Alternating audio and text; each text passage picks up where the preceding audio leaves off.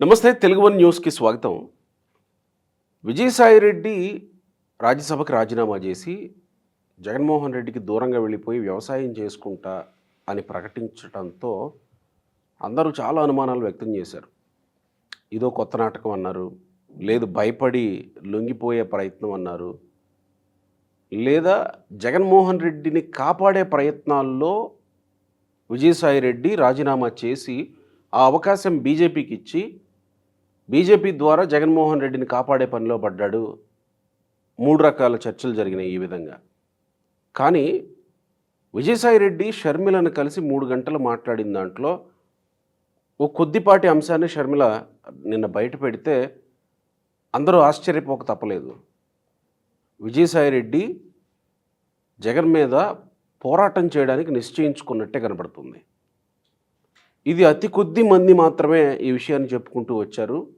వారిలో ఒకరు శుంకర వెంకటేశ్వరరావు గారు, ప్రముఖ రాజకీయ సామాజిక పరిశీలకులు. వారే మనతో ఉన్నారు. మరి ఇప్పుడు విజయసాయిరెడ్డి వెళ్ళి షర్మిల దగ్గర ఆయన చేయమంటేనే చేశాను అని చెప్పాడంటే ఒక రకంగా యుద్ధం ప్రకటించినట్టే కదా. మరి ఈ విధంగా విజయసాయిరెడ్డి ఎవరెవరిని కలుస్తారు, అన్నీ బయట పెడతారా, యుద్ధం ఎలా ఉండబోతుంది మాట్లాడదాం. నమస్కారం సువీర గారు. నమస్కారం గోపి గారు. మీరు అన్నట్టే విజయసాయిరెడ్డి నాటకం అని అనుకోలేకపోతున్నాం, జగన్మోహన్ రెడ్డిని కాపాడడం అని అనుకోలేకపోతున్నాం, భయపడిపోతున్నాడని అనుకోలేకపోతున్నాం. మీరు అన్నట్టు ఒక రకంగా పోరాటమే దిశగానే కనబడుతుంది. మరి ఇప్పుడు ఇది షర్మిలతో కలిసి పోరాటం అనుకోవాలా, లేదా ఆయన గతంలో చాలామంది మీద చాలా మాట్లాడారు, వాళ్ళందరితో కలిసి పోరాటం చేస్తారా, లేదా ఉన్న కొద్దిపాటి లేదా చెప్పాల్సిన విషయాలు బయటికి చెబితే పోరాటం చేసినట్టే అనుకోవాలా? నేను అనుకుంటూ ఆయన గత కొన్ని రోజులుగా ఆయన రాజీనామా ప్రకటించిన దగ్గర నుంచి ఆయన అబ్జర్వ్ చేస్తా అంటే ఆయన నడకని పొలిటికల్ స్టెప్స్ అని అబ్జర్వ్ చేస్తా అంటే ఇంకా ఆయన భవిష్యత్తులో రాజకీయాల్లో ఉంటాడు, పోరాటం చేస్తాడని నేను అనుకుంటున్నాను.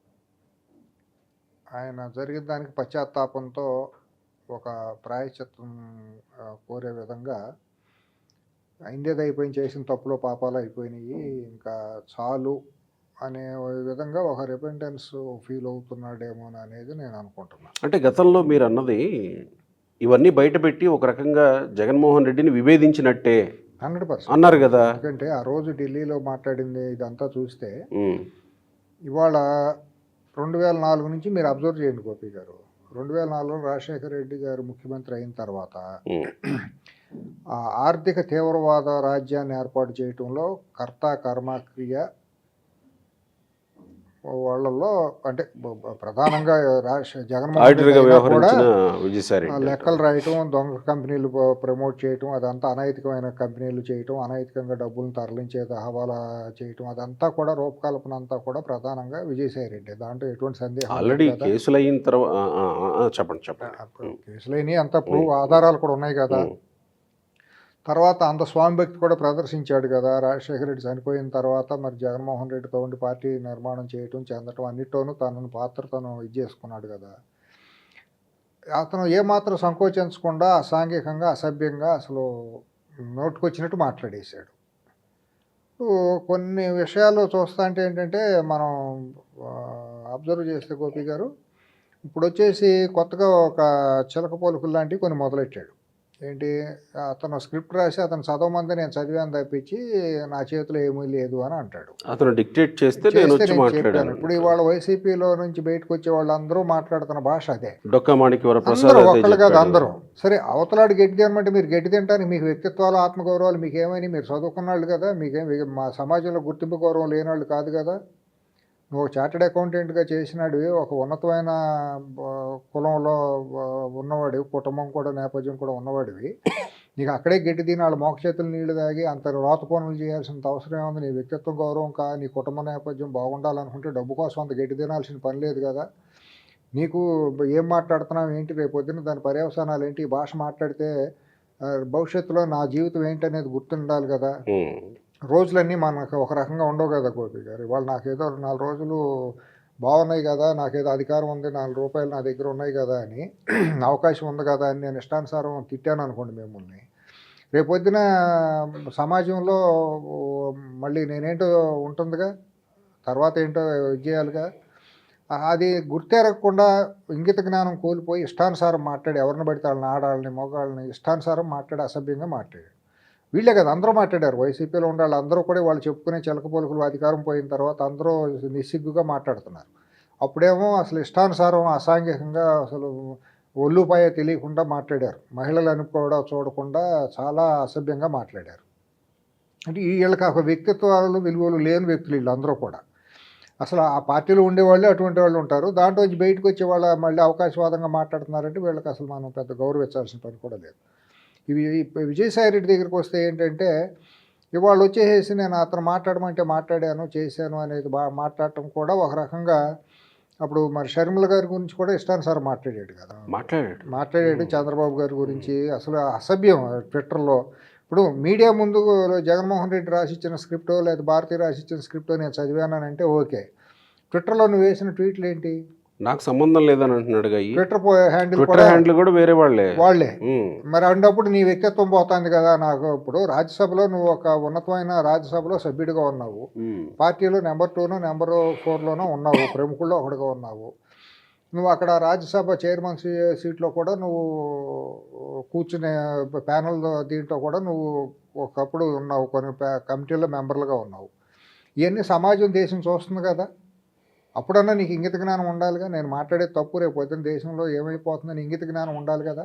ఒక రిజాయింటర్ ఏదో ఇవ్వాలిగా, నాకు సంబంధం లేదు, ఎవరో మేనేజర్ చూస్తున్నాడేనన్నా చెప్పాలి. ఇప్పుడు మాట్లాడలేదు కదా. ఆ రోజు మాట్లాడకుండా ఆ రోజు అంతా ఇష్టానుసారం చేసేసి, సరే ఏదో ఇప్పుడు బొద్దుగా వెళ్ళాడో లేదా కుంభమేళాలో నీళ్ళలో మునిగొచ్చాడో, జ్ఞానోదయం అయింది, బయటకు వచ్చేసాడు రకరకాల కారణాలతో.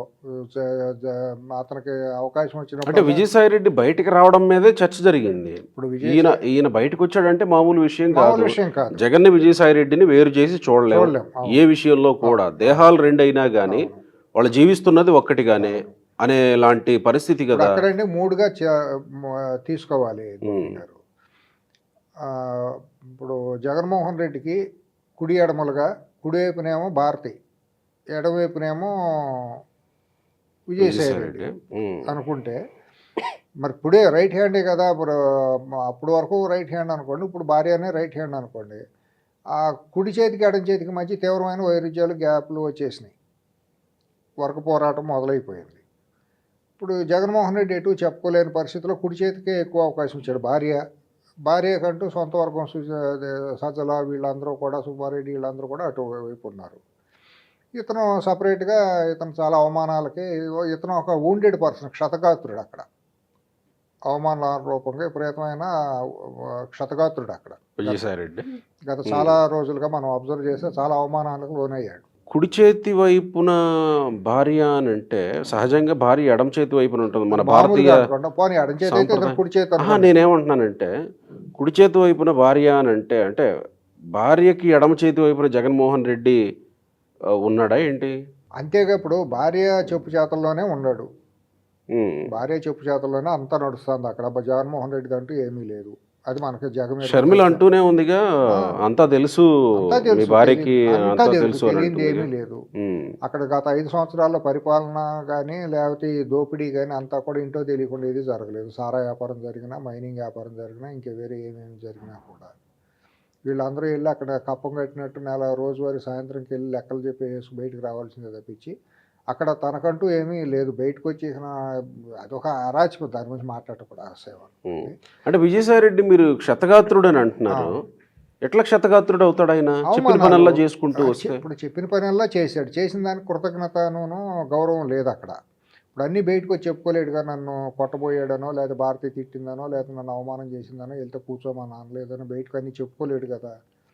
అతను ఒక రాజ్యసభలో ఉండి అన్నీ భరించాల్సిందే కదా. మౌన రోదన అతను అంతా కూడా.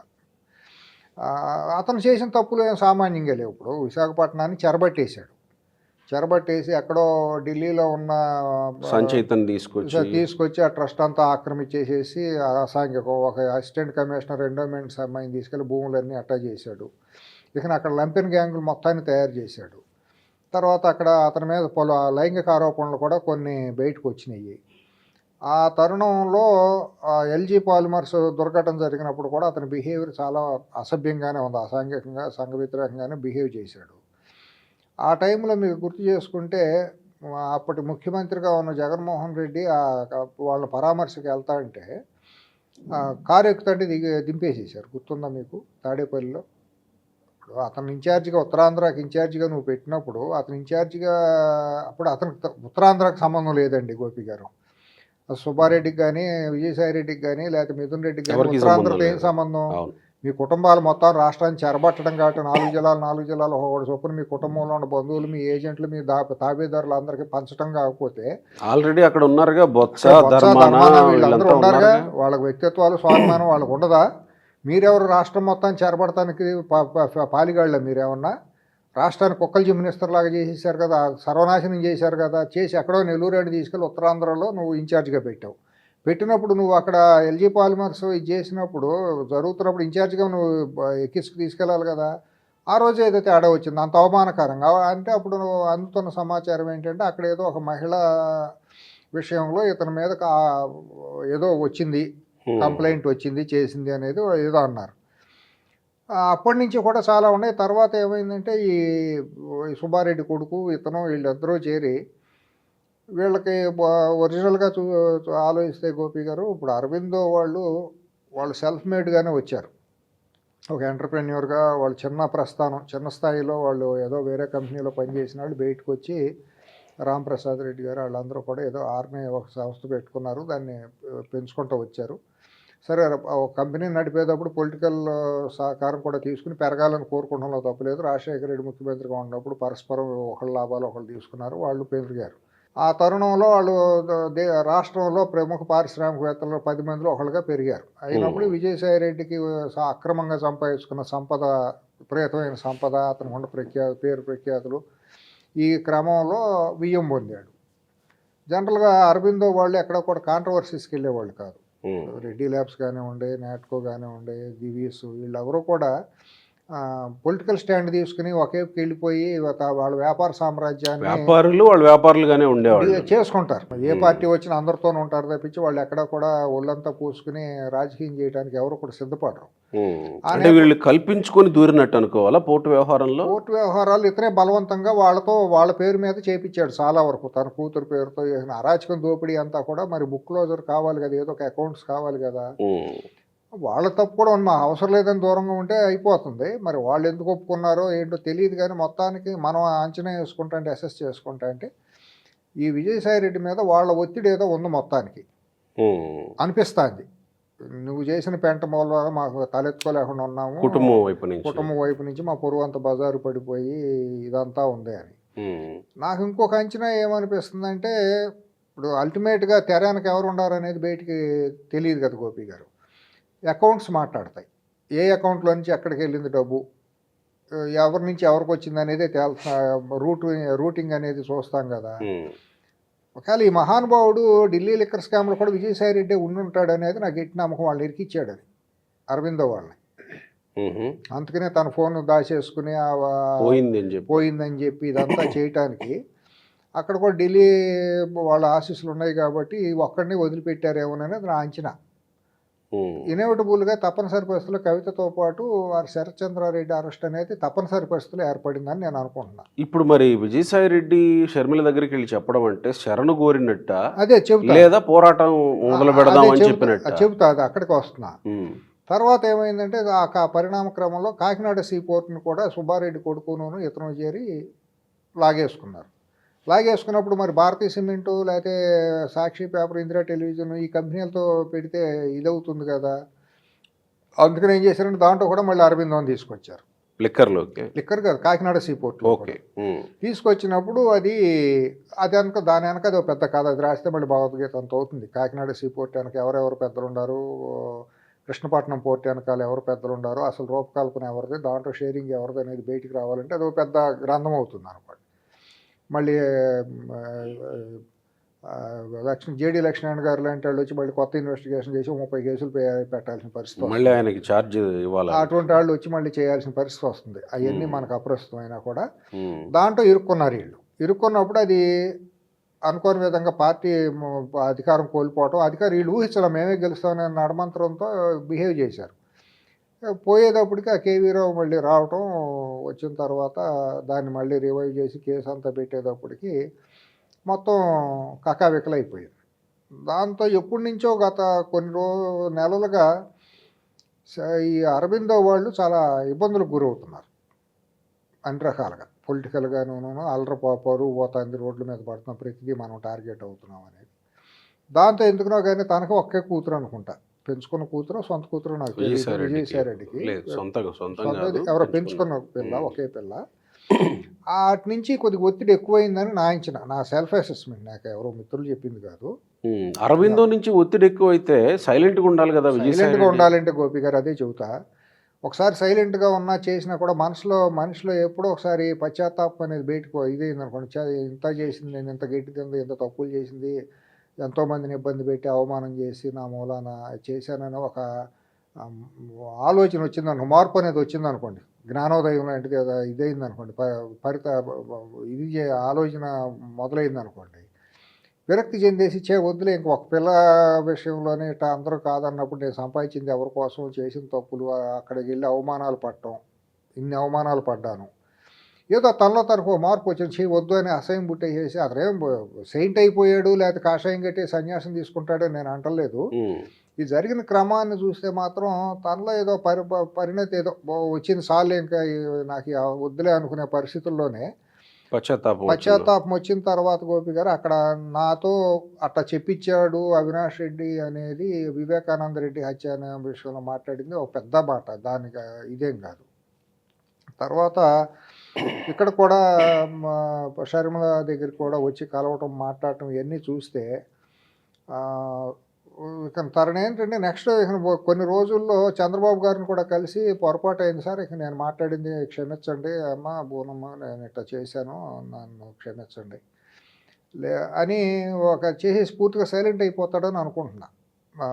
ఇంకా రాజకీయాల్లోకి వచ్చి యుద్ధం చేస్తాడు అనేది నేను అనుకోను. యుద్ధం చేయడానికి అంటే ఆయన డైరెక్ట్ గా యుద్ధం ప్రకటించనక్కర్లేదు కదా. ఇప్పుడు వెళ్ళి షర్మిల దగ్గర నేను కాదమ్మా ఆయన, ఇప్పుడు చంద్రబాబు దగ్గరికి వెళ్ళి నేను కాదు ఆయన అని చెప్పాడంటేనే జగన్మోహన్ రెడ్డి మీద ఇప్పుడు ప్రకటించినట్టు అనుకోవాలి కదా, విభేదించినట్టు అనుకోవాలి కదా. హెవీ వెయిట్ అతను చేసిన నడక, ప్రతి స్టెప్, ప్రతి డైలాగు కూడా చాలా వెయిటేజ్ ఉన్నది, సామాన్యమైన డ్యామేజ్ కాదు.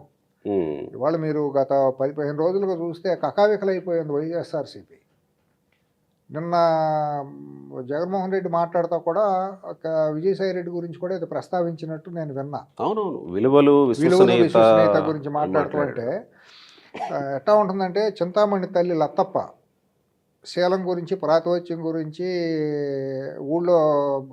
ఊళ్ళో మహిళలకి కాపురాలు చేసుకునే, మొగుళ్ళతో కాపురాలు చేసుకునే సంప్రదాయ మహిళలకి నీతి బోధలు చేసినట్టు ఉంటుందన్నమాట. జగన్మోహన్ రెడ్డి విలువల గురించి, వ్యక్తిత్వాలు, క్యారెక్టర్ల గురించి మాట్లాడటం అంటే. షర్మిల మహిళ కాబట్టి అనలేకపోయింది రాత్రి. అంతే ఆమె చాలా ఫైట్ చేసిందండి. ఆమె కూడా అవమానానికి గురైంది. ఆమె భార్యాభర్తలు ఇద్దరు అవమానానికి గురయ్యి, అవహేళనకు గురయ్యి, అక్కడ నిరాదరణకు గురయ్యారు. సొంత తల్లిని చెల్లిని ఇంట్లో నుంచి మెడబెట్టి నెట్టేసిన మూర్ఖుడు. షర్మిల ఒక పెద్ద మాట అన్న అక్కడ, విశ్వసనీయత గురించి నువ్వు మాట్లాడితే దయ్యాలు వేదాలు వల్లించాయని అంటారు, ఆ దయ్యాలు కూడా సిగ్గుపడతాయి నువ్వు మాట్లాడితే అని. ఆ విశ్వసనీయత గురించి మాట్లాడేటట్టయితే పైన 2 ఆత్మలు, రాజశేఖర రెడ్డి ఆత్మను వివేకానంద రెడ్డి ఆత్మ గొల్లుమని ఏడుస్తూ ఉండుంటాయి ఈ పాటి. ఆ మాట అందుగా అందా? నువ్వు రాజశేఖర్ డాడీని ఫేస్ చేయగలవా? నువ్వు దేవుడిని ఫేస్ చేయగలవా? బైబుల్ పట్టుకొని పిల్లల్ని ఫేస్ చేయగలవా? మూడు పిల్లలు ఇద్దరు బైబుల్ దేవుడు అని అంటారు కదా, వెళ్ళి బైబుల్ నెత్తిన మీద పెట్టుకుని మాట్లాడేవన్నీ తప్పేనో, వివేకానంద రెడ్డి హత్య కేసులో మా సంబంధం లేదని చెప్పమానండి. ఎందుకు ఊరినే వాటికన్ సిటీలో వెళ్ళటం, నేను రాత్రిపూట దేవుడితో మాట్లాడతానని పనికిమాలిన బావుడు కాదు మాట్లాడాలి. దస్తగిరి నేరుగా స్టార్ట్ చేసినట్టే ఎందుకు అందరికీ తెలిసిందే. ఏంటి రక్త చరిత్ర, ఏంటి ఘోరం, ఏంటి లక్షల కోట్ల దోపిడీ, ఏంటి ఇది ఎవడమ్మ మూడు సొమ్మని మీరు రాష్ట్రాలని మీకు అధికారం వస్తే మీరు దోసుకుని విదేశాల్లో, దుబాయ్లో, లండన్లో పెట్టుకోవడానికి పైనుండి బీజేపీ ఏం చేస్తుంది? కళ్ళు పోయినాయా? బీజేపీకి పాపం, ఈ పాపంలో పాపంలో తల పెట్టుకున్న బీజేపీ ప్రధాన భాగస్వామ్యం కాదా? గత 10 ఏళ్ళుగా తెలుగు జాతిని సర్వనాశనం చేసిందంటో. సరే, అక్కడికి వద్దాం, రాజకీయంగా వద్దాం. కానీ ఈ విషయాన్ని తీసుకుంటే ఒక రకంగా విజయసాయి రెడ్డి ఇప్పుడు షర్మిల దగ్గరికి వెళ్ళి పశ్చాత్తాపడమే కాకుండా ఇప్పుడు రేపో మాపో విజయలక్ష్మి గారిని కూడా కలుస్తారండి ఉమ్, నేను అనుకుంటాం. ఉమ్. తర్వాత అతను గతంలో ఎవరెవరిని ఎక్కడెక్కడ పురంధేశ్వరి గారిని కూడా కలవాలేమోగా. కలుస్తారు. మాట్లాడేడు కదా, ఉమ్, అందరినీ కలుస్తాడు. కలిసేసి ఏ తప్పేమీ లేదు. ఇప్పుడు నేను అనుకుంటాం ఏంటంటే అతను పెరుగుతాడు, తగ్గటం వల్ల మనిషి పెరుగుతాడు. అంటే ఇది ఈ సంధి లేకపోతే ఈ పశ్చాత్తాపం తన ప్రాణాలకు తెగించే మొదలెట్టాడు. తారకరత్న చనిపోయేటప్పుడే ఏమైనా మొదలైందని అనుకోవచ్చా? ఆ రోజు కూడా అతను కొద్దిగా వెళ్ళి పక్కకి వెళ్ళి కూర్చుని ఏదో చంద్రబాబు గారితో అవును, చాలా సేపు మాట్లాడుతూ ఉన్నాడు. మాట్లాడాడు. అప్పటికన్నా తప్ప సార్ నన్ను అనుకోవద్దని ఏదో మెసేజ్ అవటం ఏదో చెప్పుండొచ్చు. సరే, ఆయన కూడా ఇప్పుడు ఎంతో మంది అంటే చాలా, అంటే నేను అక్కడ ఉన్నాను కాబట్టి చెప్తున్నా, తారకరత్నం చనిపోయినప్పుడు చంద్రబాబుని కలవడానికి, చంద్రబాబు పక్కన నుంచోవడానికి, చంద్రబాబు పక్కన కూర్చోవడానికి ఒక రకమైన తాపత్రయం కనపడింది విజయసాయి రెడ్డి. బాలకృష్ణతో కూడా క్లోజ్ గా మూవ్ అవడం చేశాడు. లోకేష్ తో కూడా మాట్లాడాడు. ఏదైనా ఇప్పుడు ఇద్దరి మధ్య మాట్లాడింది బయటికి రాదు కదా. అవునవునవును. నా సార్ నన్ను ఏమనుకోవద్దు, తప్పనిసరి పరిస్థితులు ఇట్లా ఉన్నాను సార్ అంటే చంద్రబాబు గారు కూడా ఏంటంటే రోజు 100 మంది తిడతా ఉంటారు, దాంట్లో నువ్వు ఒకడు ఏముందిలే అన్నట్టు ఆయన అన్నిటికీ అతీతమైన వ్యక్తి. ఇటువన్నిటికీ ఆ రోజు ప్రెస్ మీట్ పెడుతుంటే కూడా ఆయన పక్కన వాళ్ళని తోసుకొని వచ్చి పక్కన నిలబడి మాట్లాడాడు. అవును. ఈ పరిస్థితులు ఏంటంటే ఇతను తన ప్రాణాలకు తెగించి వచ్చాడు.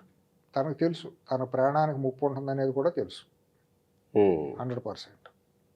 ఎప్పటికైనా ముప్పు అనేది కూడా తెలుసు. ఎందుకంటే వివేకానంద రెడ్డి ఈ విషయాల్లోనేనా కేసుల విషయంలో కూడా విజయసాయి రెడ్డి ఓపెన్ అవుతాడా? అది అతనికి ఉండే ప్రమాదాన్ని బట్టి అంచనా వేసుకుంటాడు అతనంతా కూడా. ఈలోపు కొంతమంది ప్రముఖులు రాజీ చేసేవాళ్ళు కూడా ఉంటారుగా. ఇప్పుడు వాళ్ళ సామాజిక వర్గాల్లో ఉండాళ్ళు, లేకపోతే కొంతమంది వాళ్ళతో లాభాలు పొందిన వాళ్ళు, వాళ్ళతో భవిష్యత్తులో కూడా లాభాలు ఉంటాయని ఊహించేవాళ్ళు కొంతమంది ఉంటారుగా. అవును, ఆల్రెడీ కొన్ని పేర్లు బయటకు వచ్చాయిగా. అప్పుడు షర్మిలకి ఈయనకి మధ్య సయోధ్య కుదిర్చే ప్రయత్నం చేసిన జరుగుతాయిగా. ఎందుకు మనం కొట్టుకుని బయటకు వెళ్ళి అలరబడిపోయి నలుగురిలో పడతామనేది అంటే అప్పుడు షర్మిలను కూడా అందరూ అనుమానించారు. రామని అడుగుతున్నారు, అన్నా చెల్లెళ్ళని కొద్దిగా లేఖగా మాట్లాడారు నేలబోరుగా చాలామంది. వాళ్ళు అల్పస్థాయిలో అట్టగా ఆలోచిస్తారు. వాళ్ళు మనం సానుభూతి ఆలోచించగలము, వాళ్ళని కించపరచడం తప్పు మాట్లాడటం కాదు. ఇప్పుడు ఏ మహిళ కూడా సొంత చెల్లి కూడా అంత ఎక్కువగా వైల్డ్గా మాట్లాడటం అనేది అంటే సింపుల్గా మనం బాడీ లాంగ్వేజ్ని కానీ దాన్ని అర్థం చేసుకుంటే అమ్మాయి ఎంతో తీవ్రమైన మనస్తాపానికి గురైతే కానీ ఆ స్టెప్ తీసుకో. రాత్రి మాట్లాడిన విధానం చూసారా మీరు? చూడలేదు. రాత్రి ప్రెస్ మీట్లో ఒక మాట మాట్లాడడానికి చాలా గుండె లోతుల్లోంచి వచ్చినట్టుగా మాట్లాడారు. ఒక రకమైన దీంతో బాధ, ఆవేదన, అవన్నీ మౌన రోదన. ఇప్పుడు ఆవిడ మాట్లాడలేకపోతున్నారు, విజయలక్ష్మి గారు మాట్లాడుకోలేకపోతున్నారు. ఎందుకంటే కన్న కొడుకు 9 నెలలు కనిపించిన కొడుకు చేతిలో అటు అవమానం, కోడల చేతిలో అవమానం అయ్యి ఇవాళ సామాన్యులు ఎవరో కూడా అనుకోరండి. సామాన్య కుటుంబాలు ఏం జరిగినా నలుగురి మధ్య ఉండదు. కానీ ఒక స్థాయిలో సమాజంలో 10 మంది దృష్టిలో పడే కుటుంబాలు, అందులో ప్రధానమైన కుటుంబాలు ఏది జరిగినా కూడా అది చర్చనీయాంశం అయిపోతుంది. చర్చనీయాంశం అయినా కానీ దాన్ని జగన్మోహన్ రెడ్డి ఒక చిన్న మాటతోటి ఇది గర్కి కహాని అని చెప్పుకొచ్చే ప్రయత్నం చేశాడు. కానీ అది ఎందుకో అలా కాలేదు. అంటే గర్గర్ కహానీలో ఎవరో కూడా ప్రతి ఇంట్లోనూ బాబాయిని చంపుకోలే అధికారం కోసం. డబ్బు కోసం, అధికారం కోసం తండ్రి మీద తిరగబడలా. అందరినీ ఇంటికి వచ్చినాడు నేను పక్కన ఉంటాను అందరినీ కర్రలు పెట్టి కొట్టడం తనటం ఎక్కడా లేదు. నీకు కాబట్టి చెల్లింది అహంకారం, అది డబ్బు, అధికార మతం ఉంది కాబట్టి నీకు చెల్లింది. అందరికీ ఎట్టా గర్గర్ కహాని అందరిళ్ళకి ఎట్టా చూడతావు నువ్వు? 199 మంది సంప్రదాయంగా పద్ధతిగా మానవీయ కోణంలో బతుకుతారు, విలువలు ఇస్తారు. తల్లికి విలువ ఇస్తారు, కన్న బిడ్డలకు విలువ ఇస్తారు, తోడబుట్టిన వాళ్ళకి విలువ ఇస్తారు, సాటి పక్క మనుషులకు విలువలు ఇస్తారు. అందరూ అన్ని విలువ ఇస్తారు. అన్ని డబ్బులతో కొలవలేరు ప్రతి ఒక్కళ్ళు కూడా. అది ఒక్కడికే ఇదయింది. ఇప్పుడు శరణు కోరితే విజయసాయి రెడ్డిని షర్మిల క్షమిస్తుందేమో, చంద్రబాబు క్షమిస్తాడేమో. ఆమె క్షమించినట్టే ఉందండి. ఇంకొకళ్ళు కూడా క్షమించవచ్చు, ఇంకెవరైనా వెళ్ళిపోయి. ఇప్పుడు ఆమె షర్మిల నేను చూస్తున్నాం కదా, మనం ఎప్పుడు ప్రత్యక్షంగా నేను చూడలేదు కానీ ఆ బిహేవియర్ మొదటి నుంచి ఇన్నేళ్ళుగా చూస్తున్నాం కదా. She is two emotional. సాక్రిఫైస్ చేసిందండి ఒక అన్న కోసం. 3000 కిలోమీటర్లు నడిచి కుటుంబం కోసం అంత తిరిగితే చివరికి నిరాదరణకు గురై అవమానానికి గురైంది. ఆ పెళ్లికి కూడా ఏదో మమ అనుకుంటూ వచ్చేదో సమాజం కోసం వచ్చాడు కానీ మనస్ఫూర్తిగా రాలా. ఆమె కొడుకు పెళ్లి విషయంలో కూడా ఎంగేజ్మెంట్కి వచ్చాడు, పెళ్లికి రాలేదుగా. అదే సరే, ఇటువంటివన్నీ ఆయన ముందు. తర్వాత పాపం ఆయన డాక్టర్ సునీత కూడా, ఆవిడ వివేకానంద రెడ్డి గారి అమ్మాయి కూడా వీళ్ళిద్దరూ చేసిన పోరాటం మరి సామాన్యమైన పోరాటం, నాటకంలో పొల్యూషన్ అనేది కుదరదు కాదు, అటువంటిది కాదు. అలాగే విజయసాయి రెడ్డి కూడా బీజేపీ తరఫున మొన్నటిదాకా ఏమంటున్నారంటే బీజేపీ తరఫున వచ్చేసి రాజీ చేయడం కోసం రాజీనామా చేసి డ్రామా ఆడుతున్నాడు చిరంజీవికి ఇవ్వడం కోసం అది ఇది అని కొద్దిగా అనుకున్నారు. మనం కూడా అనుకున్నాం అది అయ్యి ఉండకపోవచ్చు, మొత్తానికి ఏదో ఉంది అని అనుకున్నాం. ఇవాళ ఇవన్నీ చూస్తుంటే రేపమోపో చంద్రబాబు నాయుడు గారి దగ్గరికి కూడా వెళ్తారు, వెళ్ళేసి తప్పు అయ్యింది ఏమనుకోవద్దని చెప్పే అవకాశం కూడా లేకపోలేదు. వీటన్నిటికంటే కూడా ఇప్పుడు ధర్మం శరణం గచ్చామి సంఘం శరణం గచ్చామి అని బుద్ధుడు చెప్పినట్టు, లేకపోతే బైబిల్లో చెప్పినా కూడా పశ్చాత్తాపాన్ని మించింది ఏమీ లేదని, అటు వేదాల్లో హైందవ ధర్మంలో ఏ మతంలో చెప్పినా కూడా పశ్చాత్తాపాన్ని మించింది ఇంకేమీ లేదు, పాపరిహారం అంత మించిన పాపరిహారం ఏమీ లేదు. అతను నిజంగా ఆ జ్ఞానోదయం అయ్యి కనుక అతను నిజంగా మనిషిగా మారాలి అని అనుకుంటే, చేసిన తప్పులు ప్రతి ఒక్కళ్ళం చేస్తాం, అందరం గురువింద గింజలం, ఎవరం గొప్పవాళ్ళం కాదండి. ప్రతి మనిషికి ఏదో తప్పులు ఉంటానే ఉంటాయి, లేకుండా లేవు. కానీ అతను ప్రధాన జనజీవన స్రవంతిలో ప్రధానమైన పోస్టులు ఉన్నాడు కాబట్టి ఎక్కువగా అతని గురించి మాట్లాడుకుంటున్నాము. అతను ఏదన్నా మీడియా ముందుకు వచ్చేసి సమాజాన్ని కనుక శరణ వీడితే అతనికి పాపం పరిహారం అవుతుంది. అట్లాగే వచ్చేసి నేను అనవసరంగా తప్పులు చేశాను, సమాజంలో నా ద్వారా చాలామంది అవమానాలకి మాటలకి నేను కేంద్రంగా ఇదయింది కాబట్టి నేను ప్రతి ఒక్కరికి క్షమాపణ చెబుతున్నాను, నా తప్పుల్ని నేను క్షమించండి అని ఒక మాట అంటే పెరుగుతాడు. తగ్గిన మనిషి హెచ్చించబడతాడని చెబుతారే. సో విజయసాయి రెడ్డి ఇలా అందరి దగ్గరికి వెళ్ళి ఓపెన్ అయిపోతాడు. ఓపెన్ అయిపోతే మరి ఇక జగన్మోహన్ రెడ్డి పరిస్థితి ఏంటి? జగన్మోహన్ రెడ్డి మాయల పకీర్ ప్రాణం చిలకలో ఉందంటారు కదా, చిలక మరి ఓపెన్ అయిపోయిన పైన గాడ్ ఫాదర్లో మోడీ అమిత్ షాలు ఉన్నారుగా, వాళ్ళిద్దరికి దత్తపుత్రుడు కదా.